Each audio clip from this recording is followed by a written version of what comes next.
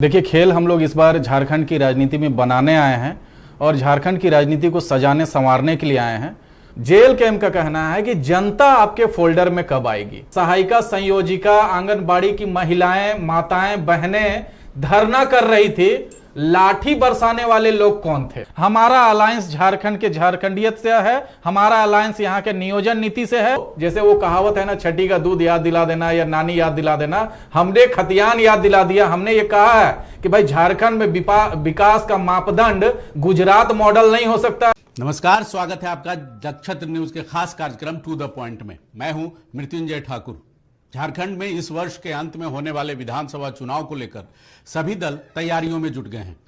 इन तैयारियों के साथ ही पक्ष और विपक्ष में सीटों के बंटवारे को लेकर खींचतान भी शुरू हो गई है। सभी दलों का जोर ज्यादा से ज्यादा सीटें झटकने पर है, लेकिन इससे न सिर्फ गठबंधन में तनाव बढ़ने की आशंका है, बल्कि चुनाव में भी नुकसान हो सकता है। इसी मुद्दे पर विस्तार से चर्चा करेंगे आज आपके favourite show to the point में।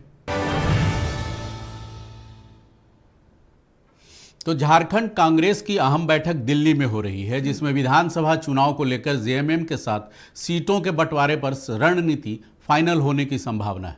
झारखंड में कांग्रेस अपनी हिस्सेदारी बढ़ाना चाहती है। इधर आरजेडी और माले समेत अन्य सहयोगी दल भी ज़्यादा से ज़्यादा सीटों पर दावे कर रहे हैं। ऐसे में जो स्थिति दिख रही है उसमें गठबंधन के घटक दलों में खींचतान तय है।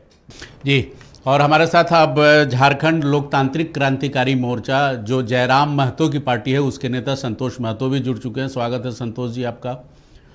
और हम मुखातिब अब सीधा संतोष जी आप ही की तरफ होंगे। आप लोग कितनी सीटों पे लड़ेंगे? सारा खेल तो बिगाड़ने वाले आप ही लोग होंगे।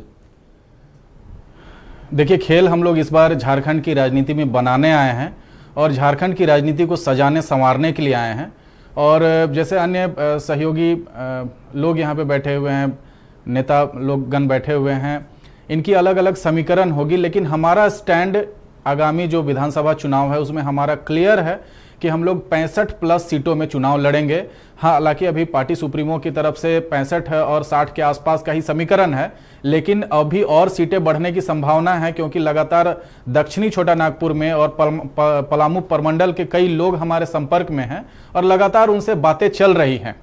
तो पॉजिटिव चीज़ें अगर टर्नआउट होती हैं तो 65 सीटों के आसपास और उससे प्लस सीटों पे भी हमारा चुनाव की तैयारी पूरी हो चुकी है। देखिए संतोष जी, एक भारतीय झारखंडी भाषा खतियान बचाओ संघर्ष समिति जो आपका पहले बैनर था, अभी भी एग्जिस्ट करता है, वो एक राजनीतिक दल नहीं था। विधानसभा वाइज आपने कोई संगठन भी नहीं बनाया बहुत सारा। तो इतने नंबर ऑफ सीट्स पर चुनाव लड़ने का क्या कितनी तैयारी है आपकी? कितने विधानसभा क्षेत्रों में सांगठनिक ढांचा आपका तैयार हो गया? अभी जुमा 8 दिन पहले की पार्टी आप। बहुत ही वाजिब सवाल है, लेकिन इंसान स्वाभाविक रूप से एक सामाजिक प्राणी है। संगठन बनाना इंसानों की फितरत है। संगठन में लोग रहते हैं। जब सकारात्मक लोगों का नेतृत्व एज ए संगठन कर्ता के तौर पे या एज ए टीम लीडर के तौर पर समाज में आता है, तो समाज का ध्रुवीकरण मिनटों में हो जाता है, घंटों में हो जाता है। ठीक उसी तरीके से जेबी केसेस जिस विचारधारा के साथ झारखंड में आई, उन्होंने लोगों के आत्मा को छुआ। उनकी जो मूल भावना है झारखंड में, झारखंडियत की भावना को उन्होंने टच किया है। हमारे नेता के बातों ने, हमारे नेता के दावों ने, हमारे नेता के संकल्पों ने झारखंड के अंतिम व्यक्ति को इस हद तक प्रभावित किया है कि आप सुदूरवर्ती गांवों में जाएंगे तो जो लोग बड़े बड़े नेताओं को जानते तक नहीं है, पहचानते तक नहीं है, आप अगर खाली नाम ले लेते हैं कि भाई हम संतोष महतो हैं, हम जयराम महतो की पार्टी से हैं, तो इतना ही परिचय आपके लिए काफी हो जाता है। अभी सांगठनिक तौर पे लोग बोल रहे हैं कि भाई 25 अगस्त को आपकी पार्टी का रजिस्ट्रेशन हुआ, बूथ कमेटी गठन होना है, प्रखंड कमेटी गठन होना है और भी बहुत सारी चीजें हैं। लेकिन आपको मैं बताना चाहता हूं कि चमत्कारिक रूप से ये जो चमत्कारिक और करिश्माई जो नेतृत्व बनकर हमारे अध्यक्ष उभरे हैं झारखंड की राजनीति में, ये जो कमेटियां हैं वो स्वभावतः बनती जा रही हैं। लोग खुद से अप्रोच कर रहे हैं कि भैया हम प्रखंड कमेटी में रहेंगे, हम पंचायत कमेटी में रहेंगे, हम बूथ में रहेंगे।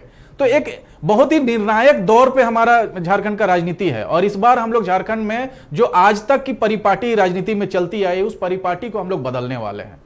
जी, प्रतुल शाहदेव जी, ये जो यूपीए गठबंधन है उसमें सीटों को लेकर खींचतान है, उस खींचतान का क्या राजनीतिक फायदा मिल सकता है भारतीय जनता पर? आपके यहाँ तो चीजें बहुत सपाट है, वो उसमें कोई खींचतान जैसी बात नहीं है।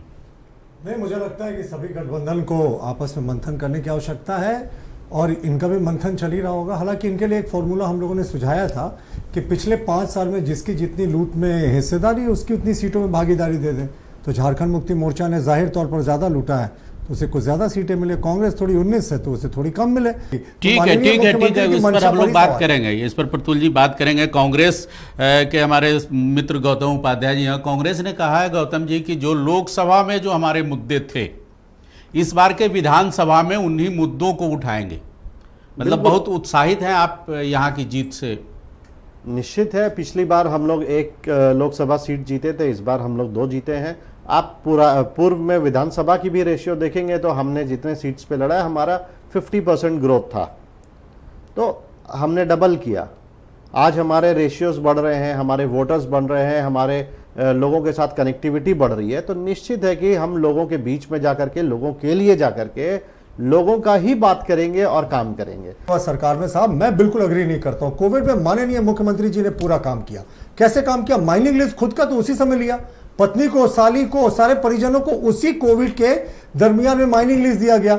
मुख्यमंत्री जी मर्सिडीज पे आ गए, BMW पे आ गए, रेंज रोवर पर आ गए। चलिए अब आप तो कोविड के 2 वर्ष दूसरी थे। और 2018 नहीं, मर्यादा की क्या बात है? आप मर्सिडीज और BMW की बात करेंगे, मर्सिडीज और BMW किसने बुक किया था उस पर भी बताओ। थोड़ा उस तरह के पॉलिटिकल इश्यू से हो गए जिसमें सोना और स्विमिंग पूल है इसी कोविड काल में। तो कोविड काल में सरकार तो काम कर रही है। संतोष जी आपका क्या मुद्दा है इस बार के चुनाव में? अभी जो है आपने दोनों अपने बहुत पेशेंस के साथ मैंने दोनों भाइयों को सुना है। अभी भाजपा के लोग बता रहे थे कि भाई जिसकी जितनी लूट में हिस्सेदारी हुई है उस आधार पर उनका सीटों का बंटवारा वो कर लें। और जहां तक इन्होंने ये भी बताया कि भाजपा की सीटें जो है इस बार ज्यादा रहेंगी, इसका मतलब भाजपा की भी लूट में हिस्सेदारी ज्यादा है आजसू के बनिस्पत, तो उनकी भी सीटें बढ़ रही हैं। खैर, ये एक और चीज इन्होंने कहा कि भाई फोल्डर ऐड करेंगे हम लोग, नए नए पॉलिटिकल पार्टियों का फोल्डर का स्वागत है, अगर हम आना चाहे तो आ जाएं, भारतीय आदिवासी पार्टी है वो आ जाएं, कुछ लोग आ जाएं, लेकिन ठीक है नहीं आए, नहीं आए। उन्होंने लोजपा और हम पार्टी की बात की है, पार्टियों का प्रस्ताव किया जो बिहार में ऑलरेडी इनके फोल्डर में है। जी, पार्टियों का इन्होंने प्रस्ताव किया, लेकिन हमारा यह कहना है, जेल कैंप का कहना है कि जनता आपके फोल्डर में कब आएगी? जनता की अपेक्षाएं, जनता की नौकरी, जो आपने मोमेंटम झारखंड किया, जो हाथी उड़ाए, जो 150-200 जो कंपनियां आई और 2 साल में ही सारी कंपनियां गायब हो गईं, हजारों करोड़ों का लूट हुआ, वो सब का क्या हुआ? जो छात्र हित की बातें हुई थी, जो मजदूर हित की बातें हुई थी, जो आम आवाम की बातें हुई थी, जो मेहनत कश मजदूरों की बातें हुई थी, उन संकल्पों का, उन सपनों का फोल्डर जो है वो आपके एजेंडे में या आपके मेमोरेंडम में कब तक आएगा? भाई ने भी कहा, कांग्रेस के प्रतिनिधि यहां पे आए हैं, उन्होंने भी बहुत सारे बातें की हैं और उन्होंने एक बहुत ही अजीबोगरीब कहा कि भाई कोविड का समय जो है इनके कार्यकाल से घटाया जाए। भाई आम जनता के भी जीवन से कोविड का कार्यकाल हटाया जाए ना। हमने घटाया जाए ये सुधार लिया उस बात को। हमने कहा कि जो डेवलपमेंट का काम बताइए, जब जनता को सरकार की सबसे ज्यादा जरूरत थी, जब सरकार में जब जनता को सरकार की सबसे ज्यादा जरूरत थी, तो मर रहे थे, हॉस्पिटल जो है लाशों से पटी हुई थी, लोग चित्कार से गांव मोहल्ला शहर जो है वो परेशान नहीं, और सरकार को सबसे ज्यादा रेशियो बता दीजिए कि कितने हेमंत सोरेन कांग्रेस पार्टी के आप संत गौतम जी, दिक्कत यही है, जब मैं अपनी बातें कर रहा हूं टोका टोकी कर रहे हैं। मेरा कहना है कि कांग्रेस के लोग, कांग्रेस के जो विधायक थे, जब कोविड आया तो ये इस तरीके से गायब हो गए जिस तरीके से डायनासोर गायब हो गए थे, जिस तरीके से गंजे के सर से बाल गायब हो जाते हैं, इस तरीके से कांग्रेस के जो विधायक हैं वो कोविड के समय गायब हो गए। बताइए, आम जनता, स्वयंसेवी संस्थाएं, जो सामाजिक कार्यकर्ता थे वो लोग मास्क बांट रहे थे, वो लोग राहत सामग्री बांट रहे थे, लेकिन आप जो है कोई भी फुटेज देख लीजिए कि कोई कांग्रेस या कोई भी भाजपा का नेता कोविड के समय में, बताइए, आम जनता के साथ जुड़ा हुआ रहा क्या?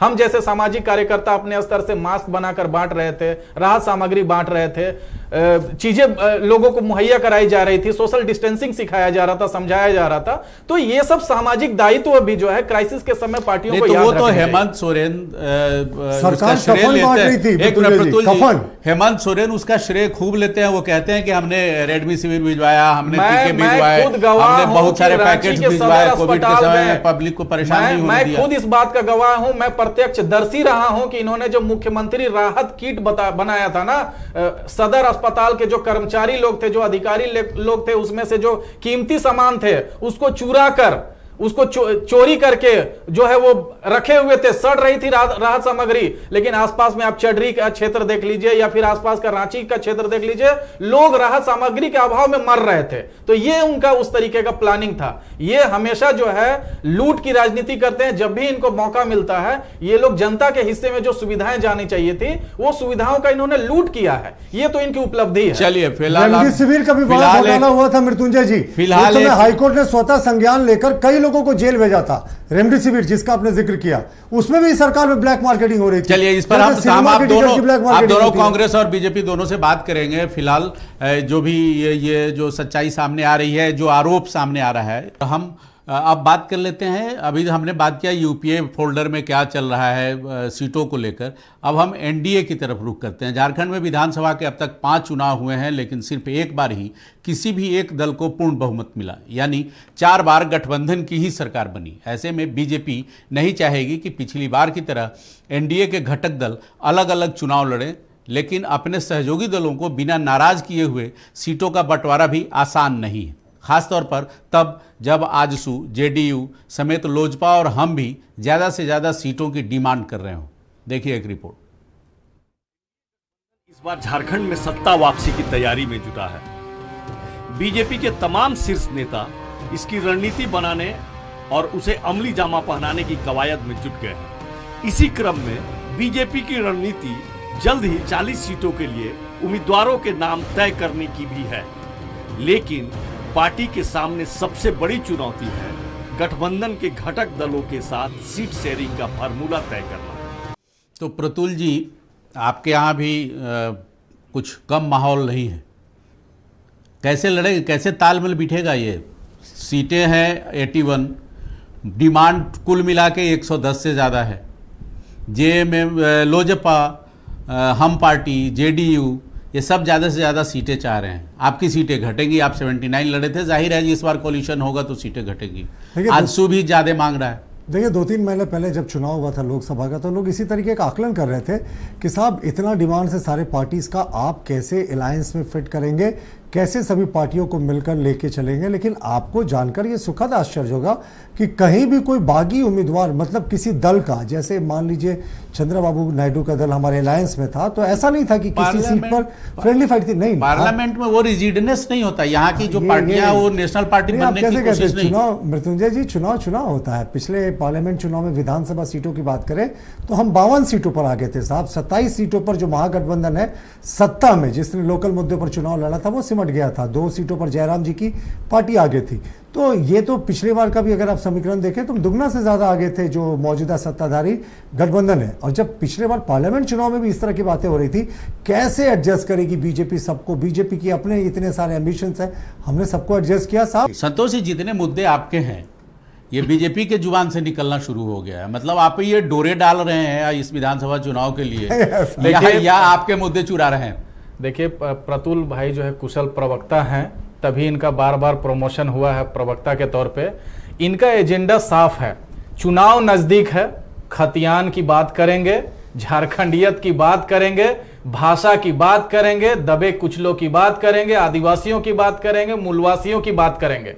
लेकिन इनका ये जो सिगुफा है ये ऊपर से चलता आ रहा है। जब चुनाव जिस तरीके का रहेगा उस तरीके की इनकी बयानबाजी बदल जाती है। इनको स्क्रिप्ट भेजा जाता है कि भैया झारखंड में चुनाव है तो खतियान की बात करनी है, झारखंड में चुनाव है तो झारखंडियत की बात करनी है। लेकिन आप समझ सकते हैं कि इतने बड़े पॉलिटिकल पार्टी हैं, दावे करते हैं कि विश्व की सबसे बड़ी पार्टी है, लेकिन इनको जैसे वो कहावत है ना, छठी का दूध याद दिला देना या नानी याद दिला देना, हमने खतियान याद दिला दिया। हमने ये कहा है कि भाई झारखंड में विकास का मापदंड गुजरात मॉडल नहीं हो सकता है। झारखंड में विकास का मॉडल अन्य विकसित जो राज्य हैं, जो मॉडल आप थोपते आ रहे हैं, झारखंड में विकास का मॉडल वो नहीं है। झारखंड में विकास का मॉडल है खेती किसानी, खेत खलिहान, रोजगार, यहाँ के झारखंडियत, यहाँ की भाषा, यहाँ की संस्कृति, यहाँ की पुरातन चीजें, यहाँ के मौलिकताएं, यहाँ के तीज त्योहार, यहाँ के जो संस्कृति है, यहाँ के लोगों का जो मिट्टी से जुड़ाव है, ये हमारा विकास का मापदंड है। और इस बार खेतों से, किसानों से, मजदूर मेहनत कश लोग बाहर निकल आ रहे हैं। हमारे महाजुटानों में, खतियान के नाम पे इतनी बड़े महाजुटान जो हो रहे हैं, ये आने वाले समय का जो भविष्य वो दिखा रहा है कि झारखंड की राजनीति में ये बड़े बड़े दावे, ये इंफ्रास्ट्रक्चर का बात, ये सड़कें, ये परिवहन की चीजें, ये बड़ी बड़ी चीजें, ये यहाँ पे इस बार नहीं चलने वाली है। झारखंड में चलेगा तो शिक्षा, स्वास्थ्य, रोजगार, और झारखंड में चलेगा तो झारखंडियों की अस्मिता और विशिष्ट पहचान के लिए जो हमारी लड़ाई है, उसकी स्थापना झारखंड में हम लोग इस बार करेंगे। अभी इन्होंने दावे किए कि इनके 50 लाख वोट आए थे, 53 लाख वोट आए थे, सारी चीजें आई थी, लेकिन ये 2 साल के मेहनत में हम लोग ने 8 लाख वोट लाया है। और इस बार के चुनाव में हम लोग 80 लाख वोट लाएंगे। इस संकल्प के साथ हम लोग इस चुनाव में उतरेंगे। गौतम जी, ये बातें केवल बीजेपी के लिए नहीं है, ये आपके लिए भी है, सरकार के लिए भी। अभी ब्रेक से पहले सरकार पे बहुत सारे आरोप भी लगाए इन्होंने। देखिए, आरोप प्रत्यारोप तो लगता ही रहेगा, और अपोजिशन है तो उनको लगाना भी चाहिए। नहीं लगाएंगे तो कैसे पता चलेगा कि भाई सरकार के सामने भी कुछ है। और हेल्दी एनवायरनमेंट होना चाहिए चुनाव के लिए। लेकिन सबसे बड़ी बात है कि जब आप झारखंड में झारखंड राज्य को अलग करके एक राज्य बनाने का श्रेय लेना चाहते हैं और लेते आए हैं, तो आपको इन सब मूलभूत सुविधाओं पर ध्यान देना चाहिए था। संतोष झारखंड के मुझे जवाब देने दिया गया, मैं सरकार में हूं। 24 साल के इतिहास में जो सबसे ज्यादा वायरल होने वाली 2 घटनाएं हुई हैं, राज्य भवन का द्वार था, राज्य भवन के प्रांगण के सामने सहायिका बहनें, सहायिका संयोजिका, आंगनबाड़ी की महिलाएं, माताएं, बहनें धरना कर रही थी। लाठी बरसाने वाले लोग कौन थे? दूसरी घटना मैं बोलना चाहता हूं कि वर्तमान में भी मोराबादी में जो सहायक पुलिसकर्मियों का जो अनशन चल रहा है, वहां गर्भवती सहायक पुलिसकर्मियां हैं, माताएं, बहनें हैं, दूध मुंहे बच्चों को गोद में लेके, कोरा में लेके जो प्रदर्शन कर रही हैं, उनके ऊपर लाठी चलाने वाले कौन पार्टी के लोग हैं?